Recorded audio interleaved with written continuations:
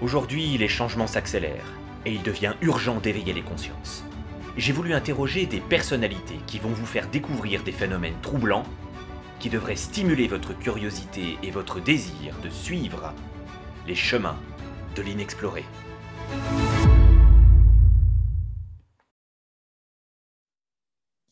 Bonjour à toutes, bonjour à tous. Je suis très heureux de vous retrouver pour ce nouvel épisode des Chemins de l'inexploré. Une nouvelle invitée aujourd'hui pour nous parler d'un témoignage bouleversant concernant le deuil, la résilience, les signes, les synchronicités. Floriane Gérardin, qui est l'auteur de ce très beau livre « Je t'ai revu et j'ai retrouvé le chemin de ma vie », édition Percé. Bonsoir, bonjour Floriane. Bonjour Philippe. C'est un plaisir de vous recevoir. C'est un livre bouleversant et je pense qu'il sera de nature à aider aussi ceux qui ont traversé le chemin du deuil. Et Dieu sait si le récit que vous commencez, la première partie, est très dur parce qu'il raconte les deuils qui vous ont conduit à, à vivre cette résilience. Est-ce que vous pourriez nous raconter ce qui s'est passé? Oui. Alors, ce qui a déclenché une réouverture, j'ai envie de dire, à la spiritualité et cette quête dont on va parler, je pense, après, c'est le décès de ma sœur aînée, Laetitia, en 2017, après un accident de voiture. Elle est restée quelques semaines hospitalisée avant de décéder. On savait très bien qu'il n'y avait pas beaucoup d'espoir et qu'il y avait très peu de chances qu'elle s'en sorte.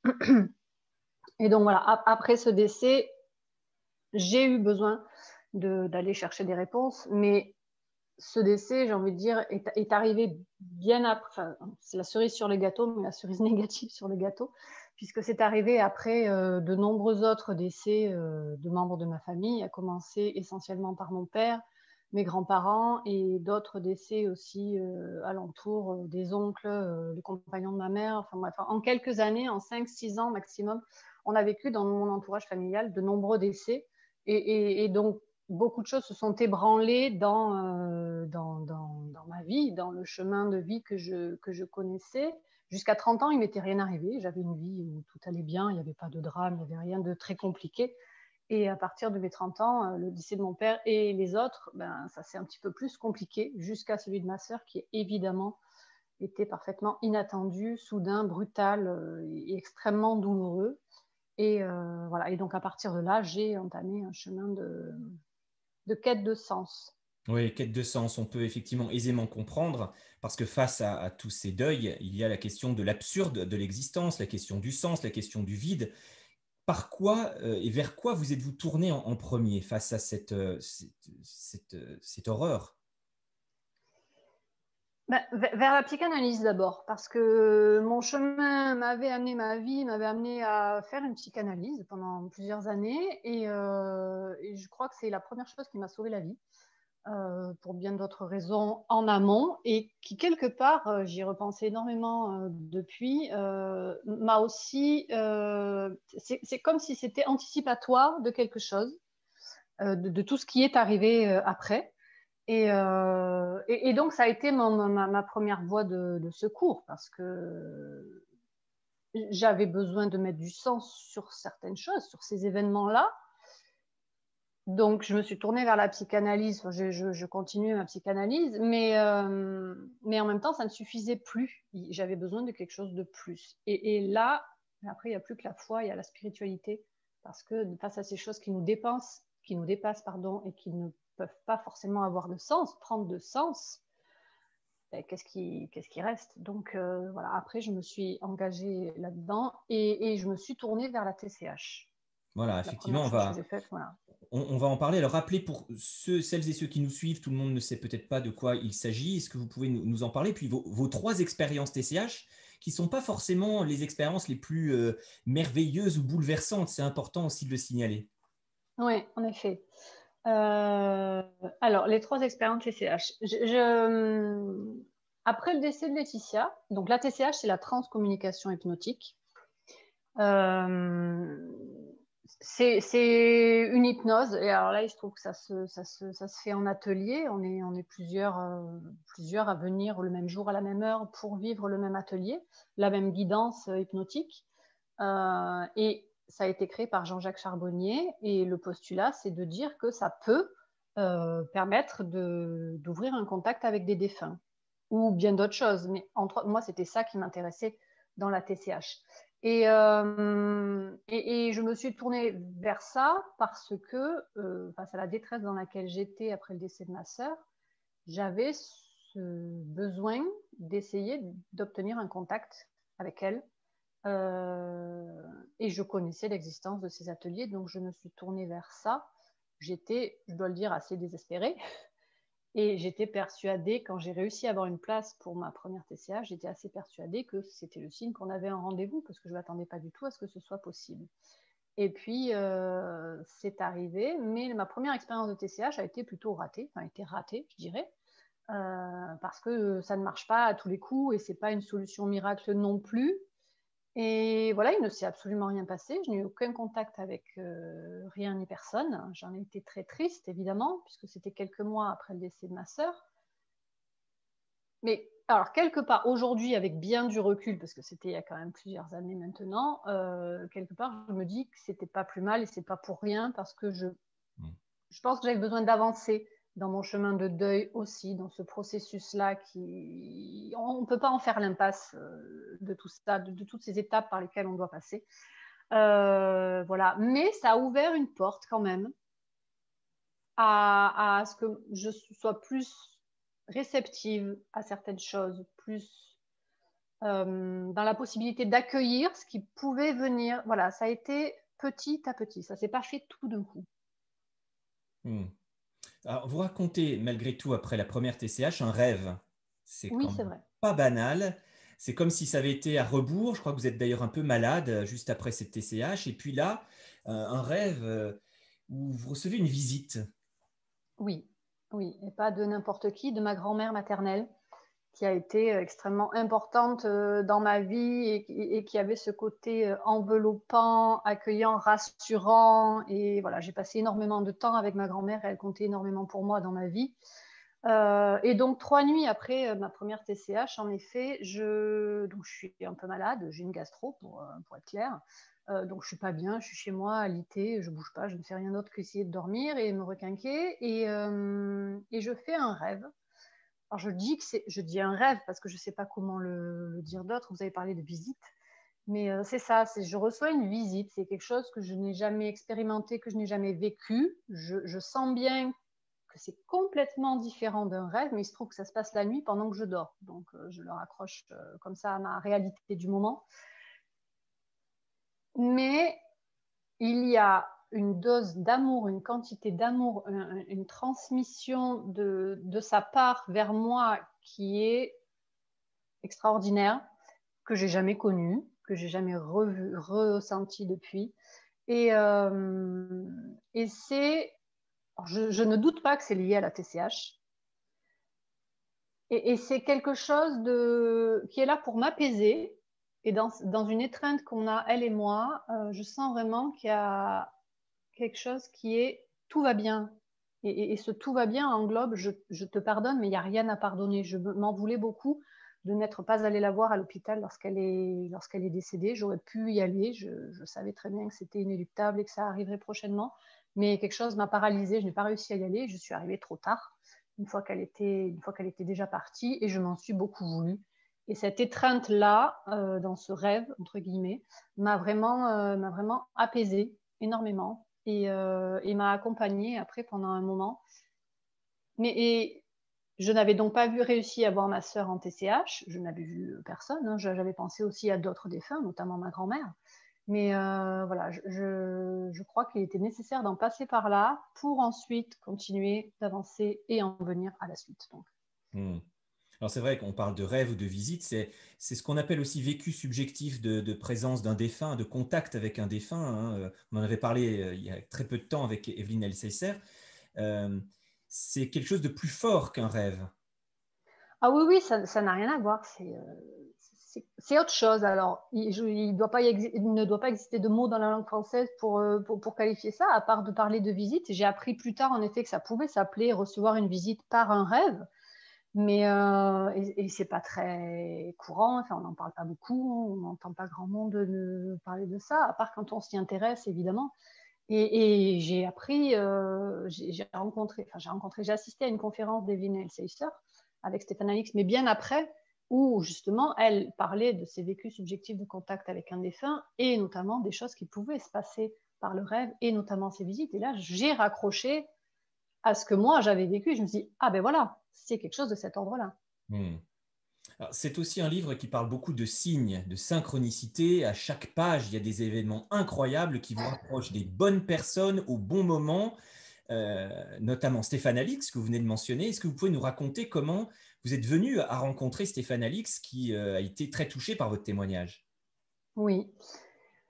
Alors, je ne saurais même pas par quel bout le prendre et par quoi commencer, parce que c'est arrivé sans que je ne me l'explique.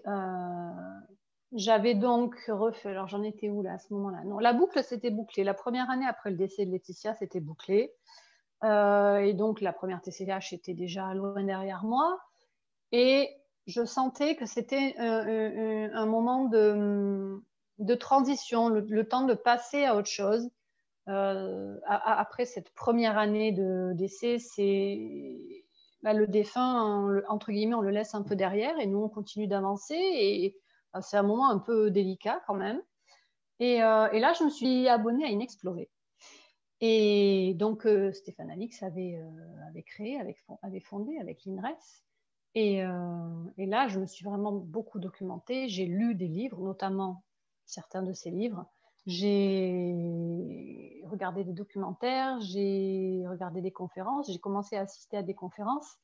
Et de fil en aiguille, en effet, il y a des synchronicités qui ont fini par se mettre en place avec lui. Je ne saurais pas vous expliquer comment, mais c'est difficile d'en parler. Les choses se sont imbriquées et je l'ai rencontré au symposium de Toulouse, organisé par l'INRES en février 2019. Il était le présentateur en fait de ce symposium, ce que je ne savais pas, je l'ai appris le matin même. Et je venais de lire un livre de lui qui m'avait bouleversée, qui a pour titre Lorsque j'étais quelqu'un d'autre, qui questionne la réincarnation. Et j'étais non pas en attente de quelque chose vis-à-vis de lui, j'avais commencé à écrire une lettre lorsque je lisais son livre, mais je ne l'avais pas terminé, je l'avais laissé de côté, et puis j'avais terminé le livre, j'étais passée à autre chose. Et donc là, en sachant qu'il était au symposium, je me suis dit, je ne peux pas passer à côté, il faut que je lui parle, il faut que... Voilà. Et j'avais appris par lui-même 2 jours plus tôt qu'il serait, dans la chronologie, je suis désolée, c'est un peu, qu'il serait 2 jours plus tard en conférence, pas loin de chez moi. Sachant que donc, le symposium était à Toulouse, mais moi, je n'habite pas du tout à Toulouse, j'habite dans le sud-est et non pas dans le sud-ouest. Et donc là, il venait tout près de chez moi. Et donc, forcément, j'avais pris ma place pour aller assister à cette conférence avec lui. Et donc, après les conférences à Toulouse, on s'est parlé, on a échangé. Et là, je lui ai dit, on se revoit dans 2 jours puisque vous allez venir à côté de chez moi. Et je lui ai dit aussi, j'ai commencé à écrire une lettre après avoir lu votre livre, je ne l'ai jamais terminé, mais vraiment, il s'est passé quelque chose avec ce livre, voilà, c'est important pour moi. Et il m'a dit, terminez cette lettre et vous me la remettrez lundi dans ces cas-là, le jour où il venait en conférence. Et comme ça, de fil en aiguille, finalement, on s'est revus, on a rééchangé, ensuite on a commencé à s'échanger des mails, parce qu'il a répondu à ma lettre. Et en me demandant de lui donner des nouvelles, je lui donnais des nouvelles. Et là-dessus, j'ai commencé l'écriture du livre dont on parle aujourd'hui. Et voilà, et de fil en aiguille, une autre conférence à Marseille, donc pas loin de chez moi encore, a fait que je m'y suis rendue. Il m'avait envoyé un mail en me disant « Je serai en conférence tel jour à Marseille, si ça vous dit. » Voilà. Et donc là, je terminais l'écriture du livre. Et j'y suis allée en lui amenant le manuscrit. Et finalement, il a été le premier lecteur de ce manuscrit. Donc voilà, des choses complètement inattendues comme ça, qui se sont succédées, enchaînées, et qui étaient très, très porteuses, et qui finalement ont permis d'aboutir à quelque chose. Oui, c'est vrai, ces synchronicités qui forment comme des petits cailloux, un chemin, un jeu de pistes en quelque sorte, pour vous mener à cette mission que vous êtes aussi donnée, qui est celle d'écrire, d'aider les autres. Et dans ce chemin, sur ce chemin, vous avez aussi croisé la route de Corinne Sombrin. Est-ce que vous pourriez nous parler de cette rencontre avec cette chamane célèbre Et encore, elle n'aime pas qu'on l'appelle chamane, hein, je précise. Donc, Corinne Oui. Souverain, que beaucoup connaissent. Oui, alors là, c'est pareil, c'est au Symposium de Toulouse en 2019, le même jour, au même endroit. Et alors, elle, je savais qu'elle serait présente. J'avais déjà lu nombre de ses livres des années auparavant, parce que j'ai lu le premier de ses livres en 2005, je crois, et qui racontait justement son parcours, son premier voyage tourné vers le chamanisme en Amazonie d'abord, et qui l'a amené ensuite à aller en Mongolie, où elle a découvert qu'elle était chamane, d'après ce que les Mongols lui ont dit. Et donc là, voilà, elle faisait une conférence avec Francis Tolel, avec qui elle menait des recherches. Et mais là, c'est pareil, je suis allée la voir et lui parler à la fin des conférences, parce que c'était celle à qui j'avais vraiment envie de parler, parce que tout a commencé finalement avec elle. Quand j'avais lu ses livres, j'avais été vraiment fascinée et époustouflée de la possibilité d'une telle vie. Je trouvais ça extraordinaire. Et j'étais vraiment très loin du chamanisme à l'époque. Et finalement, depuis, de plus en plus, je m'y suis intéressée.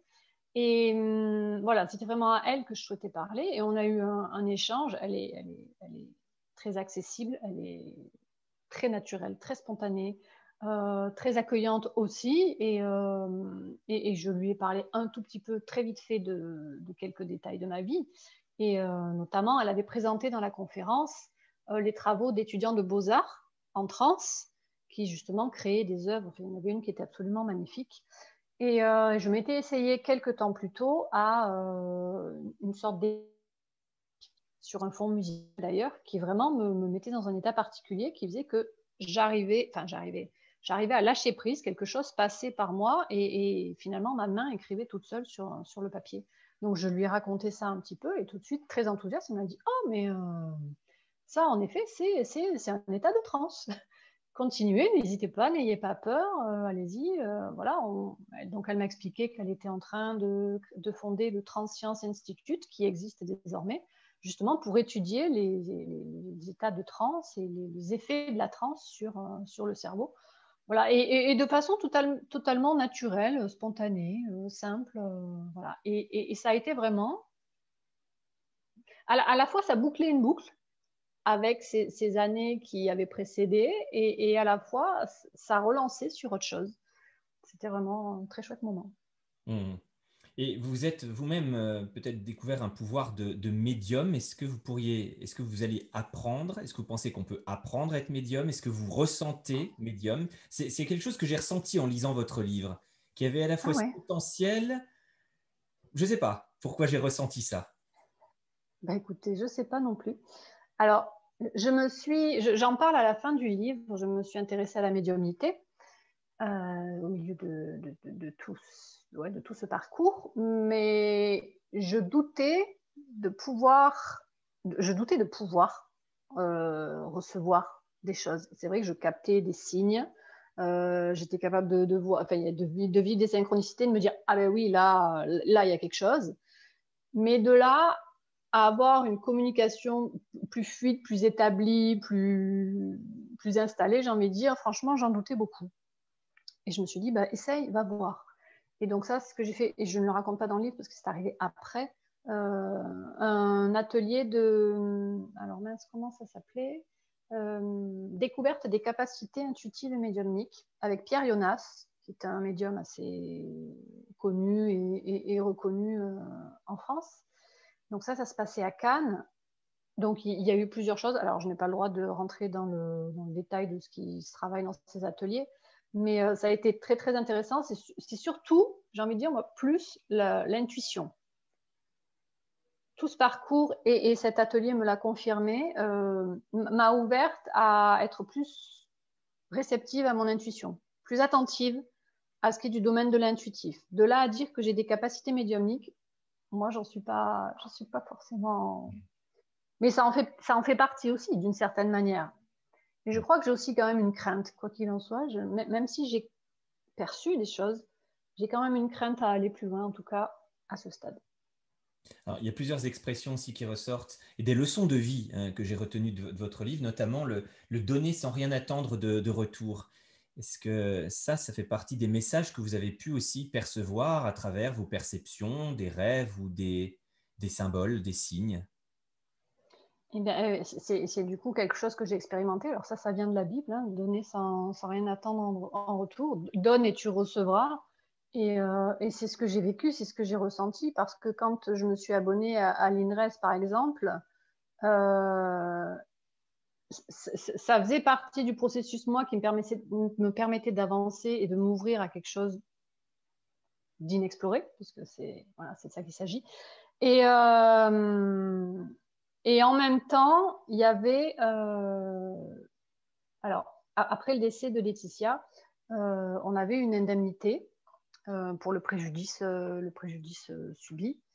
Et cet argent-là, je n'en voulais pas. Je savais que symboliquement, je voulais le demander, mais je ne voulais pas le garder pour moi. Je voulais en faire quelque chose, en fait.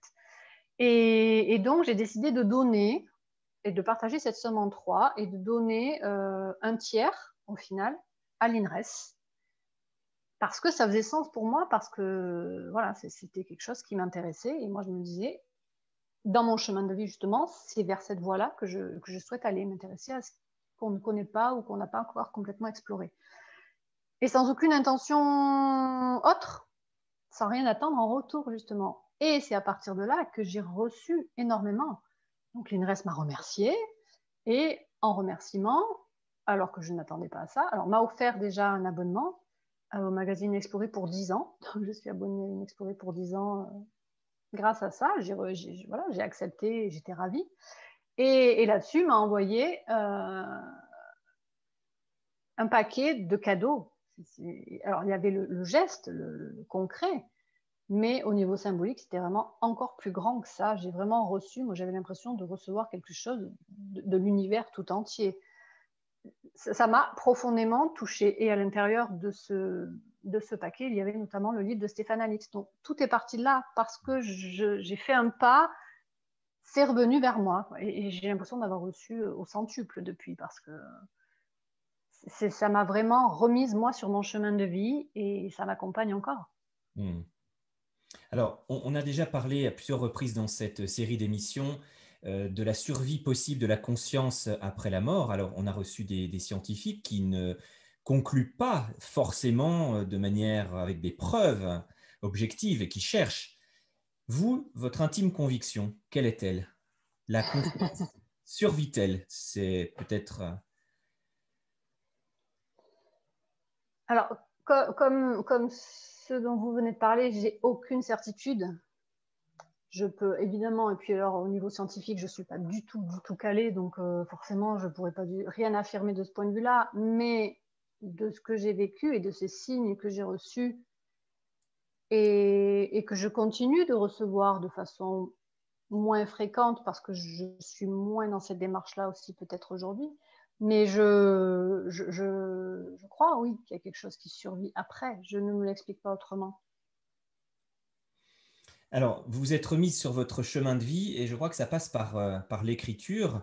Est-ce que c'est quelque chose que vous aviez refusé, que vous n'aviez pas vu? Est-ce que finalement tous ces deuils vous ont réellement mis sur ce chemin de vie? Est-ce qu'il fallait tous ces deuils pour arriver à cette certitude de ce que vous aviez à faire? C'est difficile de se le dire, ça. Est-ce qu'il fallait tout ça? C'est quand même énorme, hein. Bon, j'aurais préféré que ça se passe autrement, mais il se trouve que ça s'est fait comme ça. Et du coup, je suis heureuse du coup d'en être revenue à écrire. Voilà, évidemment de ne pas l'avoir fait malgré tout ça. Je crois qu'il fallait vraiment que je m'y mette, que visiblement j'ai quelque chose à transmettre. Alors, il y a ce livre, mais il y avait un roman avant, mais j'avais laissé ça de côté. Je pense que je suis mon pire ennemi dans ce domaine-là et que je me mets moi-même des freins, moi-même des bâtons dans les roues, que je n'ai pas du tout confiance en moi à ce niveau-là et que j'avais besoin d'être poussée. Et je me suis vraiment sentie accompagnée quand j'en suis venue à commencer à écrire ce livre et pendant que je l'écrivais. Donc oui, visiblement, il fallait peut-être que j'en passe par là. J'ai du mal à me le dire, ça quand même. Mais en tout cas, que j'en fasse quelque chose. De toute façon, une fois que tout ça s'est arrivé, il fallait que j'en fasse quelque chose. Et que j'en fasse quelque chose là où, visiblement, j'ai quand même un petit peu de de talent de qualité, c'est-à-dire de passer par l'écriture. Est-ce que vous avez reçu des témoignages? Est-ce que vous avez aidé en retour aussi des gens qui se sont reconnus et qui aimeraient aussi avoir des conseils pour traverser cette période de deuil? Oui, alors des conseils, je ne sais pas. Les messages que je reçois, parce que j'en ai reçu depuis la sortie du livre, c'est des gens qui me disent il est arrivé pile au moment où il fallait, parce que je suis en train de traverser ça, parce que je vis quelque chose de difficile, parce que telle ou telle personne proche de moi est décédée et je me pose des questions et j'ai besoin d'avancer dans la spiritualité et aussi, alors évidemment, il y a des gens qui me parlent de la TCH, qui s'intéressent à la TCH et qui passent par là. Mais oui, souvent, c'est de me dire que ça les a apaisés, que ça les a rassurés, que voilà, ça leur donne de l'espoir aussi. Et ça, bah, c'est la plus belle chose qui puisse arriver parce que moi, je l'ai fait parce que moi, ça me faisait du bien, ça m'apaisait. Et moi aussi, j'étais en quête de ces réponses-là et j'avais besoin d'avoir une fenêtre d'espoir. Donc, si chez les autres, ça peut apporter ça, c'est formidable. Est-ce que vous avez d'autres projets d'écriture liés à ces expériences de vie ou est-ce que vous allez écrire sur d'autres thèmes? Je pense, alors là, je suis sur un projet de roman depuis quelques temps. Ça tourne toujours autour de questions qui touchent à la spiritualité, mais autrement, différemment. Voilà, de ne pas refaire la même chose, de ne pas raconter les mêmes choses, même si là, justement, c'était un témoignage, c'était ma vie réelle. Là, c'est partir plus vers de la fiction et essayer de voir un peu plus loin, un peu à côté. Voilà. Mais on s'en éloigne pas trop non plus. Et parmi toutes, alors vous citez aussi à la fin de votre livre les ouvrages que vous avez découverts depuis et qui vous ont aidé et nourri, parce qu'il y a aussi des livres, et c'est ce que vous essayez de faire également, vous écrivez, vous témoignez. Quel est, je dirais, le livre qui vous a le plus nourri ou conforté dans votre spiritualité? Oh là là.